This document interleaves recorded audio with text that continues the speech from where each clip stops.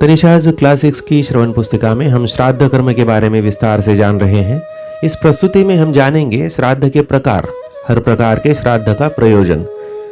पुराणों में वर्णित अनेकों प्रकारों में से प्रचलित प्रकारों का हम आकलन करेंगे। मत्स्य पुराण के अनुसार नित्यम नैमित्तिकम काम्यम त्रिविधम श्राद्धम उच्यते। नित्य, नैमित्तिक और काम्य इन श्राद्धों का वर्णन किया है।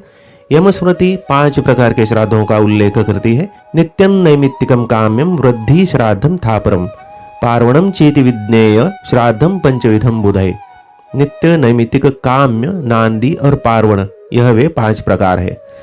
विश्वामित्र स्मृति और भविष्य पुराण 12 प्रकार के श्राद्धों का वर्णन करते हैं। नित्यम नैमित्तिकम काम्यम वृद्धि श्राद्धम सपिंडनम पार्वण चेति विज्ञेयम गोष्ठिम शुद्धयर्थमष्टमम कर्मांगम नवमं प्रोक्तम दैविकम दशमं स्मृतम यत्रा स्वेकादशम प्रोक्तम पुष्ट्यर्थम द्वादशम स्मृतम। इनके नाम है नित्य, नैमित्तिक, काम्य, वृद्धि, सपिंडन, पार्वण, गोष्ठी, शुद्ध्यर्थ, कर्मांग, दैविक, यात्रार्थ और पुष्ट्यर्थ। नित्य श्राद्ध प्रतिदिन किया जाता है। इसमें वैश्वेय देव नहीं किया जाता, केवल जल तर्पण अथवा तिल तर्पण से यह विधि संपन्न होता है। अन्यहनीय श्राद्धम तन्नित्यमिति कीर्तितम वैश्वदेव विहीनम तदशक्ता उदकेन तु इति भविष्य पुराण। किसी मृतक के निमित्त किया जाने वाला श्राद्ध नैमित्तिक श्राद्ध कहलाता है। इसे एकोद्दिष्ट श्राद्ध भी कहते हैं।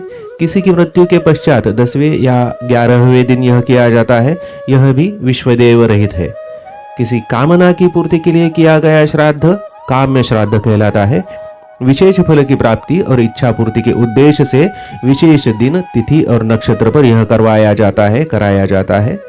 नांदी श्राद्ध परिवार में सदस्य की वृद्धि होने पर अर्थात शिशु का जन्म, विवाह, मांगलिक कार्य का आरंभ, 16 संस्कारों का आरंभ, पुण्याह वाचन के समय पर यह श्राद्ध किया जाता है।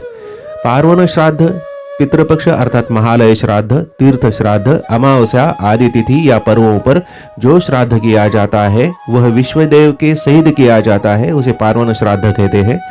यह एक पार्वण, द्विपार्वण और त्रिपार्वण ऐसे 3 प्रकार का होता है। सपिंडन श्राद्ध मृत्यु के उपरांत पिंड प्रथम प्रेत योनि में जाता है। प्रेत योनि को निकाल के उसे पितृपिंड में मिलाने की क्रिया को सपिंडन श्राद्ध अथवा सपिंडीकरण कहते हैं। गोष्ठी श्राद्ध समूह में किया जाता है। तीर्थ क्षेत्र या किसी विशेष अवसर पर पितरों की शांति, सुख, समृद्धि के हेतु यह श्राद्ध किया जाता है। अन्य धारणा के अनुसार वंश वृद्धि की कामना से गौशाला में किया गया श्राद्ध या दान गोष्ठी श्राद्ध कहलाता है। शुद्धि श्राद्ध, इसे शुद्धयर्थ अथवा प्रायश्चित्तांग श्राद्ध भी कहते हैं। यह प्राय स्वयं की शुद्धि के हेतु करते हैं। इसमें ब्राह्मण भोजन करवाया जाता है। कर्मांग श्राद्ध कुछ संस्कार जैसे गर्भाधान संस्कार, सीमंतोन्नयन, पुंसवन, इसमें जो श्राद्ध किया जाता है उसे कर्मांग श्राद्ध कहते हैं। दैविक श्राद्ध देवताओं की कृपा प्राप्ति के हेतु किसी विशेष तिथि या अवसर पर यह श्राद्ध करते हैं।